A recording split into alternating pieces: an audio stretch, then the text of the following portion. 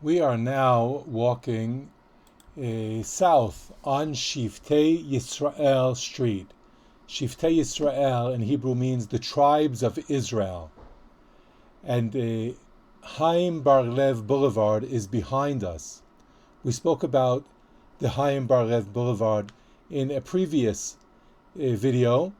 The Haim Bar Lev boulevard, which becomes Rechov HaTanchanim, was the city lines, which means that it was the border between Israel and Jordan between 1948, Israel's War of Independence, and 1967, the Six-Day War. This was the border between the two countries. This was a hostile, hot border, sometimes quiet, but sometimes actively dangerous during those 19 years. People who lived in homes on this street were actually living on the edge of the border of Israel, just a walking distance, only meters away, and at times they were under fire from mortars and rifle fire from the Jordanian soldiers on the other side of the border. To the right of us is the Shomri HaHomot neighborhood. Shomri HaHomot means the guardians of the walls, and this neighborhood today is considered as part of the greater Mea Shearim neighborhood. Mea Shearim, the real Mea Shearim neighborhood, is further in to the west, behind this neighborhood. But today this whole area would be considered Mea Shearim, and these neighborhoods are inhabited by Charedim. Charedim are the Ultra-orthodox Jewish community. Members of these groups typically wear black suits and hats, and women wear long dresses and scarves covering their hair. And these people are known to be opposed to Zionism, which means that they believe that the Jews should not have an independent state before the Messiah comes. So they do not participate in to an extent in general Israeli society. But that too is in different, you could say, in different levels, in different parts of the community. Some of the members of these communities actually refrain from voting for the Knesset in order to express their opposition to Zionism and to the state of Israel. The yellow sign to our left is the gas station, and behind the gas station is the Homot Hashlishit neighborhood. Homot Hashlishit means the third wall, and this neighborhood is named for a segment of the third wall of the ancient city of Jerusalem that was found here. The third wall is the extension of the old city of Jerusalem, the original city of Jerusalem, to the north at the end of the Second Temple period, during the reign of King Agrippas, the grandson of Herod the Great, who expanded the city at his time. And this was before the destruction of the temple and the city of Jerusalem by the Romans in year 70 CE. Today, many Breslev Hasidim live in this neighborhood. Again, this is the third wall neighborhood, the Homot Hashlishit.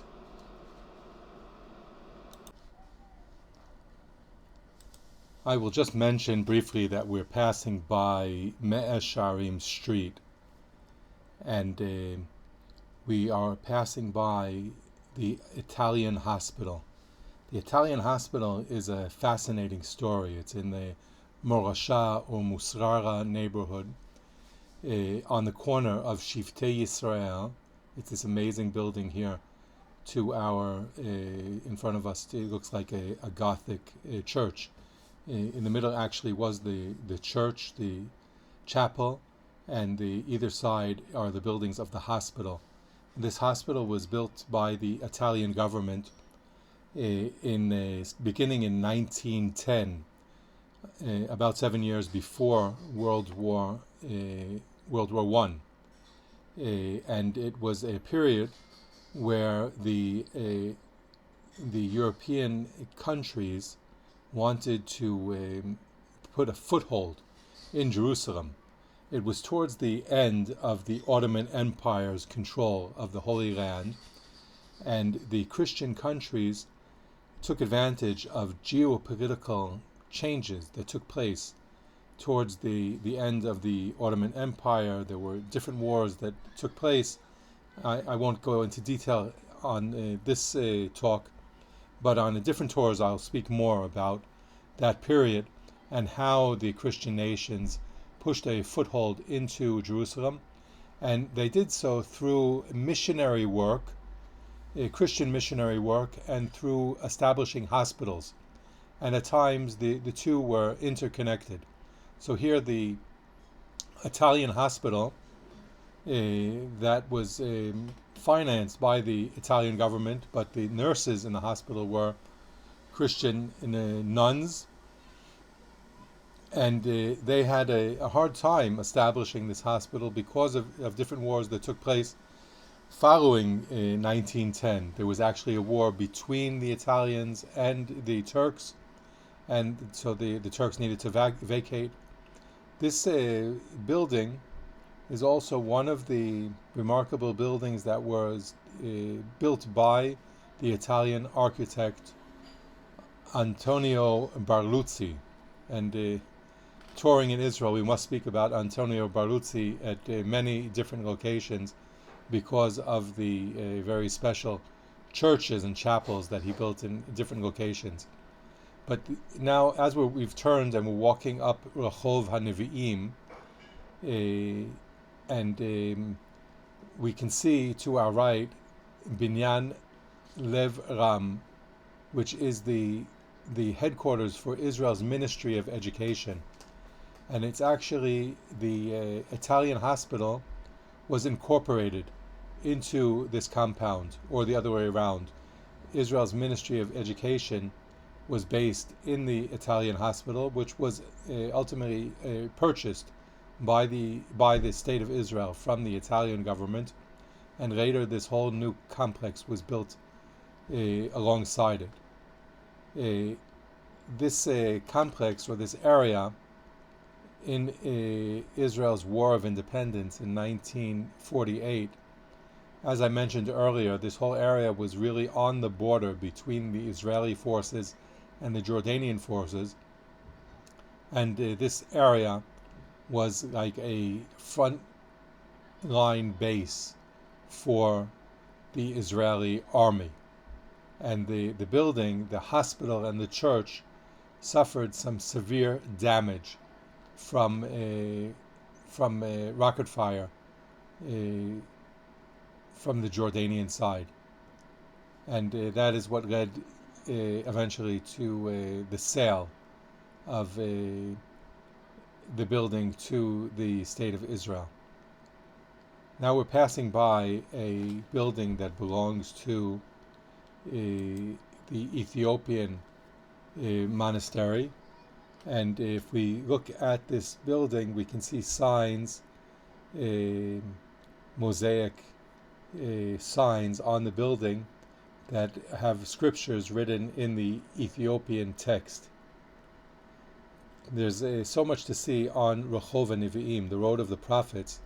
We're walking to the west, and Rechov HaNevi'im, here we can see the signs on the covenant, the Ethiopian building. So again, we're walking to the west, and behind us, Rechov HaNevi'im comes out. It's the main road coming from Sha'ar Shechem, Babel Amud, Damascus Gate, going to the west. So along this road, which was the main road, it's kind of parallel to Jaffa Road, which comes from Jaffa Gate, from the old city, going to the west towards Jaffa. And Rechov HaNevi'im, the Prophet's Road, comes from Damascus Gate, Sha'ar Shechem, going in the same direction. And at some point, the Rechov HaNevi'im, the road of the prophets, meets up with Jaffa Street. And we will see that towards the end of the next segment of this tour. Here you see on the building, on the wall, these the writing in red numbers, which was used for the preservation of the old architectural buildings along in different places. We can see this here and in Mamila and in Machane Yehuda, if I'm not mistaken, in Nachlaot, in different places where the city had determined that structures had historical significance, and developers who wanted permits to build on these plots needed to preserve the buildings. In some cases, they marked on the stones their place in the wall, and they disassembled the walls and moved them a bit and reassembled them in the same fashion that they were built before. So if we see walls with these numbers, they might be the puzzle explaining how they were structured. Now we passed by a number of these blue signs that explain the historical significance of different buildings.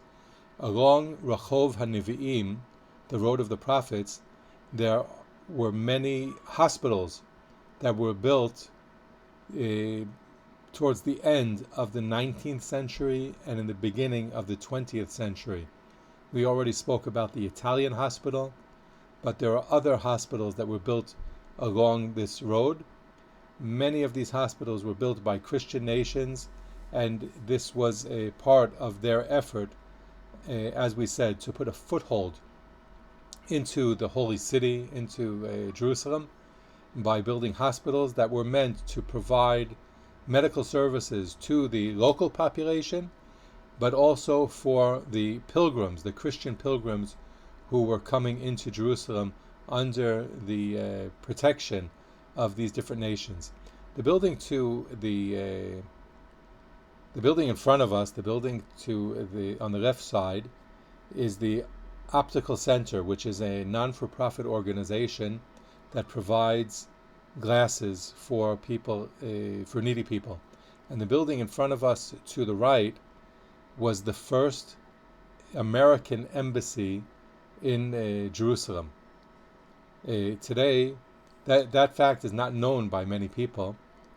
We'll speak about that again more at length, especially when we visit together on the ground and we have time to discuss this. But you can see that there's a falafel place.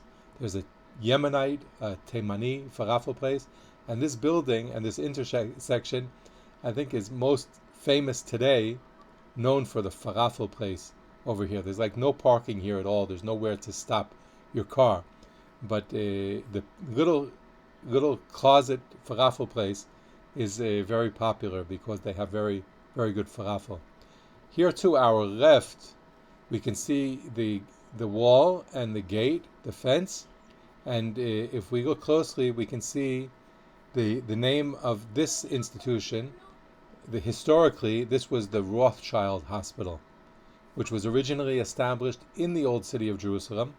It was a Jewish hospital that was established as a reply, as an answer to the Christian hospitals, because the Jewish community were afraid of the missionary operations.